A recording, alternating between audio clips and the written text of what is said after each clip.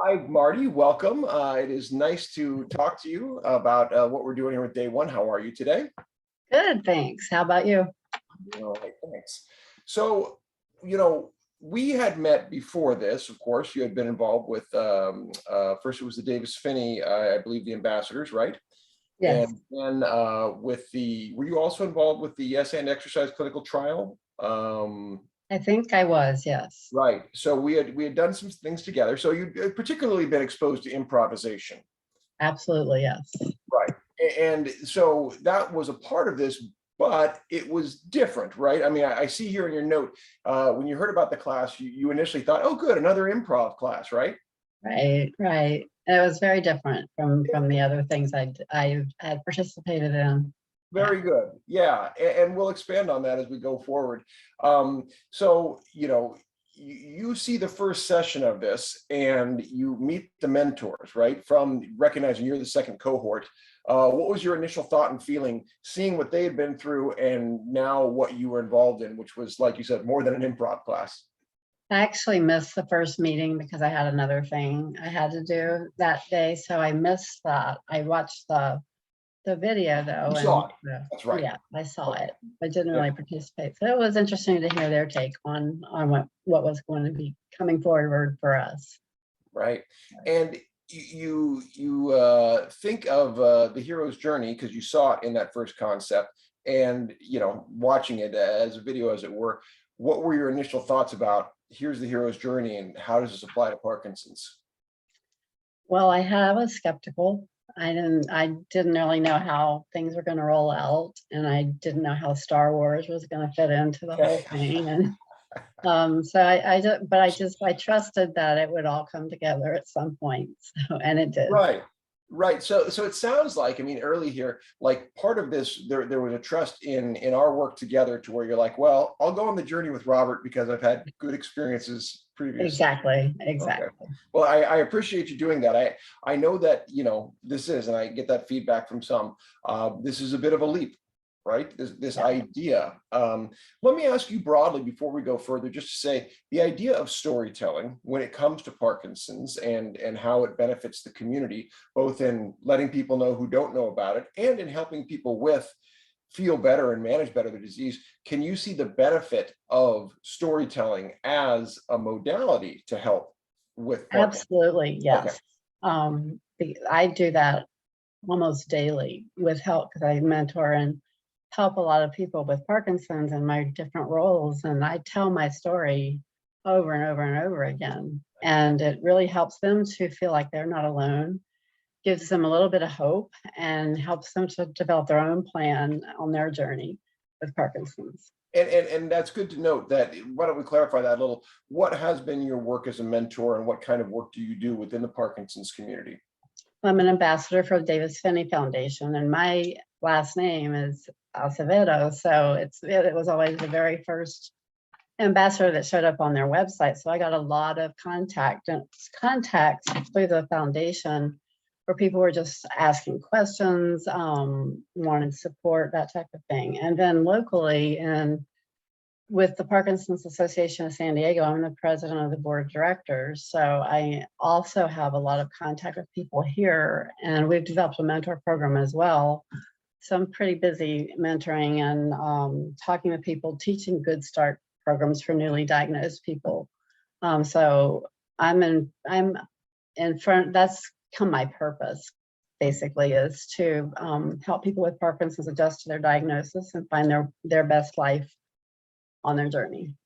So you've already got, like you said, storytelling in your life. You've got mentoring in your life. The question, I guess, partially people might wonder is why? Why is it so important for you, even before this program, certainly, to be involved and help the Parkinson's community at that level?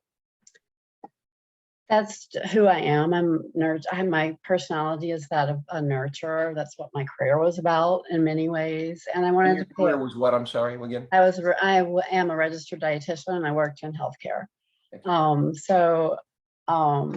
was in leadership, so did a lot of mentoring and that type of thing with my staff. But I just felt that people didn't know enough about Parkinson's, and I could pull from my medical background my personal experience and make it more understandable to them. And I just felt I could be of service and help. And yeah. I think it's really important. You're talking about something there that it's one thing to have the knowledge and the understanding. It's another to be able to transfer that information, right? Some very learned people aren't able to share because they don't have the ability to connect for whatever reason. Those, sometimes called soft skills, or maybe even interpersonal, their own understanding of self, right? And I think as we explore further, that might be part of what we're doing here. We'll see what you think about that. I asked you to consider yourself a hero, and how did you feel about that? I don't really think of myself as a hero. I think of myself as a person with a person first, and then a person with Parkinson second.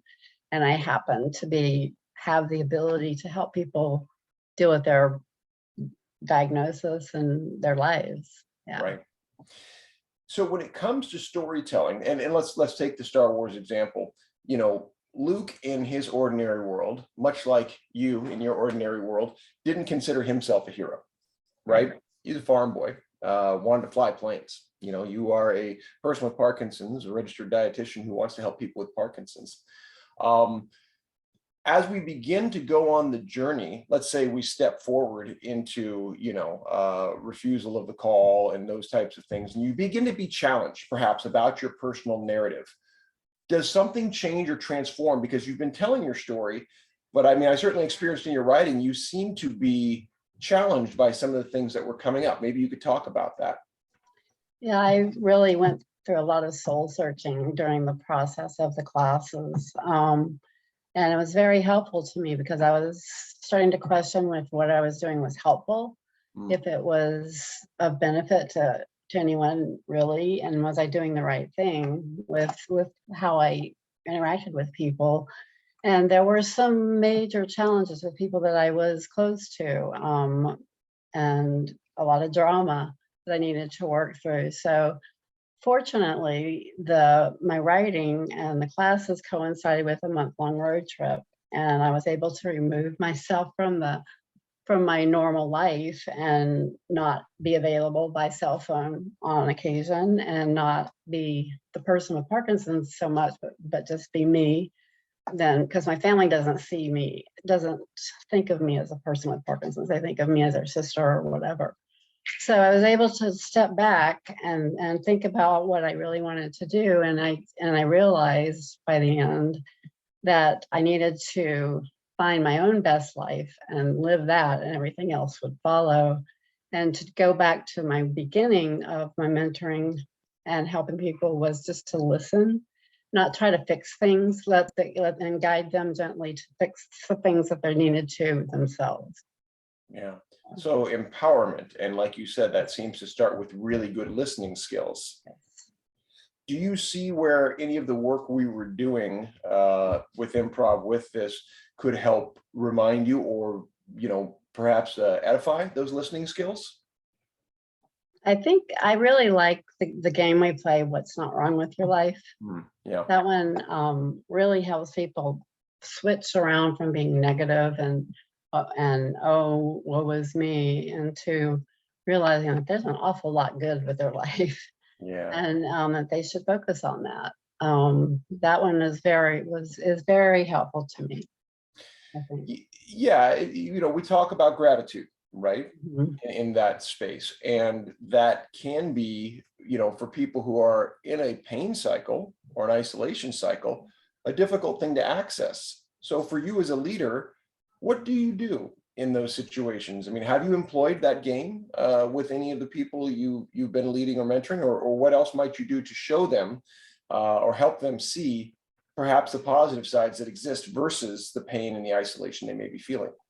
I haven't used the game specifically, but I've guided conversations in that direction, and we've talked about the positive things, their family, the support they have, their physicians or clinicians that care for them, and how their symptoms are managed, that type of thing. Yes. Right. Would you mind playing a quick round of What's Not Wrong with Your Life, just so we can show people, because the folks at Parkinson Foundation, they may not know this game. So would you like to be the questioner or the receiver first? It doesn't matter either way. I'm going to ask you first, and then you can ask me, just so you see how this works on both sides. All right, I'm going to put 30 seconds on the clock. You know how this works, and here we go. What's not wrong with your life? It's a gorgeous day today. What's not wrong with your life? I had a really good workout with my kinesiologist this morning. What's not wrong with your life? My husband and I are going to a concert later on this afternoon. What's not wrong with your life? We have great friends and family. Yeah. What's not wrong with your life? I feel pretty good today and my symptoms are well managed. I'm doing very well. What's not wrong with your life? I have a a roof over my head and food to eat, all those things. Beautiful. We'll call it there. We don't need to go the other way. Tell me, so what is the experience you just went through in that 30 plus seconds, the feeling? It's hard to come up with things at times. I struggled towards the end there because you don't really often think about all the blessings that we have in our lives. And it's easier to dwell for some people on the negatives than it is to really think about the good things that are going on in their lives. Right. That's good. So, I mean, does it give you sort of an instant refresh perhaps, or Yeah. like an expansion? That's good. Great. I'm glad that game works for you. We had many guest teachers along the way. And you mentioned, I'm trying to look at some of here, the ones that might have spoken more to you. There were a variety, right? I mean, everything from beatbox to clothing to meditation. Can you think off the top of your head if there was one speaker that really The woman, I can't remember her name. She spoke about superheroes. And Dr. Tanya Crabb? yes, Yeah. I really got a lot from her. She was great. I've been hearing a lot of feedback. And what inspired you, or what intrigued you about Dr. Crabb? Pardon that ring. I saw it coming, so that's why I was trying to cut it off. There we go. Yes. Tell me about Dr. Crabb and why she spoke. Just her attitude about life in general and how she responds to adversity and how she helps people work through that. And it was very helpful to me. Right. Very good. When we think about the journey, and one of the places I remember in your writing that was very interesting to me was going into your cave, which, you know, for the wheel as it goes around, the journey is 12 steps. And at the, you know, the lower part in the special world, after you cross the threshold, is this both approach to the inmost cave and then the ordeal, what you face. You mentioned, and again, not trying to get specific here at all, but challenges you had. What was the writing process like for you when you were looking at those challenges and at, you know, this crisis, at a time when you, like you said, very fortunately, you were able to detach and maybe have a little bit of clarity about the situation? Writing was just flowed for me. It was very easy, and it helped me to write, to get to work through the issues that were happening. It kind of, putting it on paper just made it more clear with what the solution would end up being. Right. And it was a process, because I didn't start out as in this doubting myself and wondering what my purpose truly was. But that evolved over time and I worked through it. But the writing was easy for me. Yeah, that's great that you saw it that way. You know, you heard and saw from some of your classmates that it wasn't always easy. Yeah. What did you feel you were able to offer? Because I thought you did a nice job with this, of encouragement, or, you know, just being there with somebody. What does the group dynamic mean to you, for both yourself and how you were able to offer to others? I think I wasn't as vocal as I have been in previous things that I've done with you with this group. There were some very strong personalities in our group, and so but they helped me. I mean, especially there were a couple that verbalized what I was thinking and feeling, so that was validating. But I think I was able to offer support to some through their writing and through my comments that they're writing. And then even during our sessions together, I was able to verbalize some things that kind of gave clarity. I thought so too. And just hearing you talk about it reminds me of having multiple levels of access. through the class itself, through the writing. Some of you chose to correspond outside of class. All of those things are different kinds of connection. Right.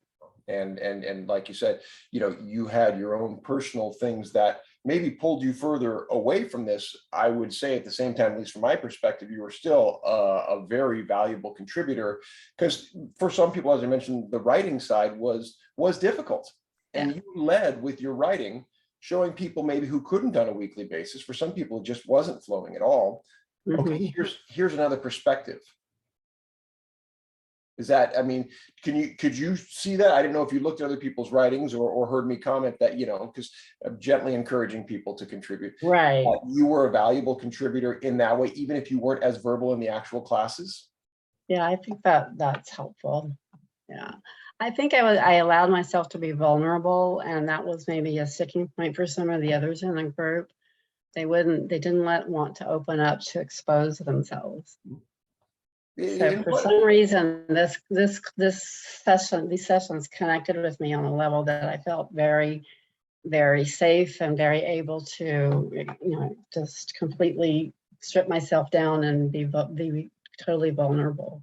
Your writing certainly demonstrated that. And again, from my standpoint, as I mentioned, my appointed role of Sherpa is never to show you, the way. It's just to say, 1,000 points of light and find your own, as it were. And you certainly did. You were another of those shining points of light for people. So if there was any doubt, thank you for contributing that to what we did. Thank you. Now, as you've completed it, this hero's journey through the first course, could you see, or would you be interested in coming back to be a mentor in the next round of this to help a new cohort? I think so. I have to be careful here because I find myself not saying no often enough. Yeah. But I think this would be a really good thing for me to do, to help other people that could learn from my experiences with finding purpose in life after such a diagnosis and the upheaval that causes when you stop working and all those things. So I'd be happy to. Great. And I mean, because you've been involved as a contributor in many ways to the Parkinson's community, do you see where this is a unique offering and maybe can give guidance to, the many of the agencies, including Davis-Finney and Parkinson Foundation, ask for people's stories? I can lift back the layer a little bit to say part of the reason for my designing this is to say that I felt like a lot of those stories were what you described, not necessarily vulnerable, and understandably so. It's not easy to be so, right? But that stiff upper lip, look at how far I ran, or what this, that, and the other, that while that may be inspirational, it doesn't address the whole picture of what it means to have Parkinson's. So Right. I mean, yeah, even with, like you said, the challenge of still finding that, and you're right, many people did find that even within our class that worked so hard to get that. Can you see the value for this program within the community, to try to draw those stories forward in a more vulnerable manner? Yes, absolutely. Because when you have this diagnosis and there is a stigma attached to it, like it or not, and it might be an internal stigma that you're placing on yourself, but you forget who you were before. So I think the process that goes through we went through with writing our stories was going back to who we were before we were diagnosed, and then following through and how that changed and how things evolved. And we have to do that to be able to be whole and figure out how to deal with what our future holds or what we don't, and the uncertainties of that. Right. You've mentioned the word a couple times that I think is very powerful, which is vulnerable. Talk to me about, and maybe I don't know if we talked directly. I think I mentioned in the class, Brene Brown's my spirit animal now, and she does the whole vulnerability as courage thing. Whoops. Talk to me about vulnerability as courage, or however it is you see it, and what role it plays in your life. I think when I express myself, tell my story, and show my vulnerability to people, it just takes down any walls or any barriers that they have in sharing their story, and they understand that, well, she has it and she's doing okay, and maybe, and they'll break down and maybe let themselves be a little bit vulnerable too, and really get to the bottom of what's causing them from keeping them from moving forward and creating their best life with their journey with Parkinson's. Yeah, and that's really it. Is we use that quote often. If you know one person with Parkinson's, you know Yeah. one person, right? So it is finding that individual, life, that putting the person before the Parkinson's, Right. right? Yeah. And yeah, that does sometimes seem to get lost. Anything else we didn't cover? I really appreciate your time, and not only, of course, your work in class, but your summary with everything, what the program meant to you, and feel free, by the way, anything that didn't work for you, critical, anything else that you'd like to add. Just this reinforced to me that this process that I do have a voice that needs to be heard with my Parkinson's journey, and Parkinson's has given me that gift, because I'm much more likely to tell somebody everything about me now than I ever was before. I was pretty private before and tended to be more shy, but now I get up in front of hundreds of people all the time and tell them my story, and it's just it's removed the me having to have a certain type of identity or a certain type of look and all of that. And I think this class was really helpful. I know this class was very helpful to me in a kind of a very timely way, as far as my own doubts about what I was doing, and if what I was doing was truly helpful to others. Well, I'm glad that it offered you that, and again, want to thank you for what you offered it in kind. It's a very symbiotic type of thing. So thank you very much, and I hope to see you occasionally at a Yes and Exercise, a Jam for Joy, or wherever else we I'm sure we'll be meeting. Yeah, I'd love to. Yeah. All right, you take care, Marty. All right. Bye, Robert.